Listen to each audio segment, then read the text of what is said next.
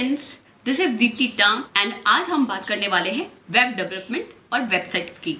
तो अगर आप वेब डेवलपमेंट में इंटरेस्टेड हैं या कोई वेबसाइट बनाना चाहते हैं तो उससे पहले आपको पता होना चाहिए इंटरनेट क्या होता है, वर्ल्ड वाइड वेब क्या होता है, वेब पेजेस क्या होते हैं, वेब ब्राउजर क्या होता है।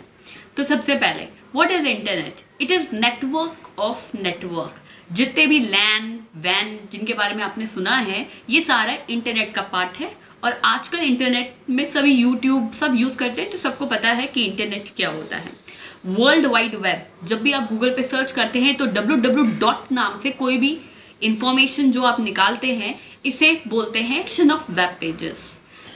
और आप जब भी गूगल पे कोई चीज सर्च करते हैं ये सारे वेब ब्राउजर है। मोजिला, इंटरनेट एक्सप्लोरर, गूगल हो गया, दीज आर वेब ब्राउजर जिसके अंदर आप कोई भी चीज सर्च कर सकते हैं। एंड वेब डिजाइनिंग मीन जितने भी आप वेब पेजेस देखते हैं उनको प्लान करना, डिजाइन करना, क्रिएट करना और उनको मेंटेन करना वेब डिजाइनिंग कहलाता है।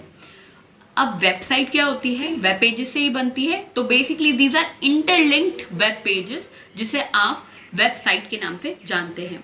अगर आप वेबसाइट बनाना चाहते हैं तो आपको पता होना चाहिए इसकी एक ही लैंग्वेज है, HTML, hypertext markup language. Tim Berners Lee ने इनको बनाया था। HTML is the primary language to create web pages. जिनों के दिमाग में क्वेश्चन आता होगा कि क्या ये प्रोग्रामिंग लैंग्वेज है? नहीं, HTML प्रोग्रामिंग लैंग्वेज नहीं है। अब आपको ये समझना होगा कि प्रोग्रामिंग लैंग्वेज क्या होती है। कोई भी लैंग्वेज जिससे हम कोई ऑपरेशन परफॉर्म करवाते हैं, जिसके थ्रू हमें कोई आउटपुट मिलता है, उसे बोलते हैं प्रोग्रामिंग लैंग्वेज। लेकिन HTML केवल कंटेंट को डिस्प्ले करने के काम आती है, इसलिए हम इसे प्राइमरी लैंग्वेज बोलते हैं, not programming language. HTML structure को बताती है। आप एग्जाम्पल ले लें, बॉडी है तो उस बॉडी के अंदर स्केलेटन का काम जो है वो HTML करती है। HTML के अंदर बहुत सारे एलिमेंट्स होते हैं जो आपको डिस्प्ले तो नहीं होते लेकिन उसके अंदर जो कंटेंट होता है वो डिस्प्ले करने के काम आता है। HTML static web page create करती है। स्टैटिक का मतलब होता है कि आप उसके अंदर इंटरैक्टिव नहीं बना सकते। हमारी जो वेबसाइट होती है वो इतनी खूबसूरत कैसे बनती है?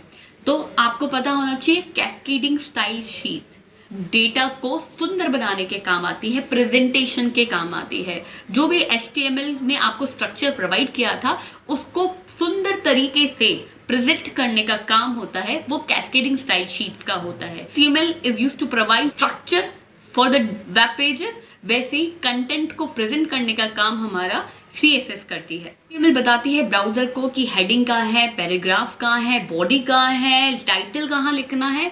वैसे ही CSS बताती है कि प्रेजेंटेशन को सुंदर कैसे बनाना है, कौन सा कलर डालना है, कौन से फॉन्ट के अंदर आपका वर्ड डिस्प्ले होना चाहिए, उसका बैकग्राउंड कलर को चेंज करना चाहिए, कोई इमेज आपको लगानी है लेफ्ट में, राइट में, सेंटर के अंदर कोई बॉर्डर डालनी है। तो जितना भी सुंदर बनाने का काम होता है वो कैस्केडिंग स्टाइल शीट्स का होता है। CSS is independent of HTML।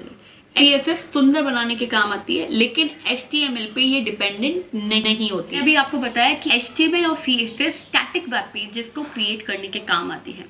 लेकिन अगर हमें एनिमेशंस चाहिए, हम चाहते हैं कि यूजर इंटरेक्टिव हो, डायनेमिक हो, इंटरलिंक लैंग्वेज की जरूरत होती है जो हमारे लिए कुछ ऑपरेशन परफॉर्म कर सके। और तब हमारे सामने आती है JavaScript. JavaScript is used to specify the behavior of web pages। JavaScript एक प्रोग्रामिंग लैंग्वेज है, हाई लेवल जो अनटाइप्ड है, क्लाइंट साइड स्क्रिप्टिंग लैंग्वेज है।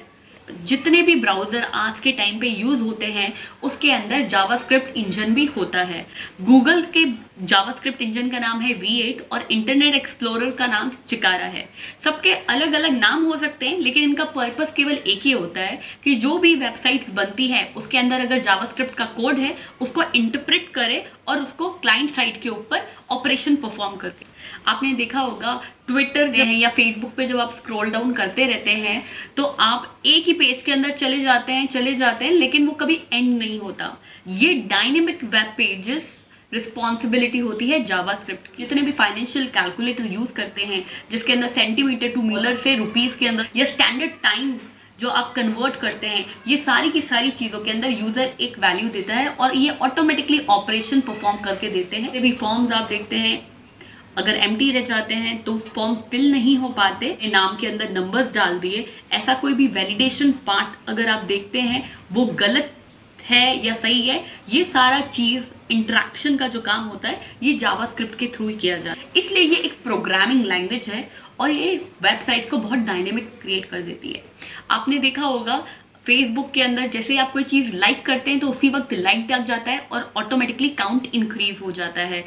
फेसबुक के अंदर आप बहुत सारे इमोशंस देते हैं, स्टिकर्स पेस्ट कर देते हैं, एनिमेशन, बहुत सारे एडवर्टीजमेंट देखते होंगे आप कि एडवर्टीजमेंट ऑटोमेटिकली प्ले होना चालू हो जाते हैं।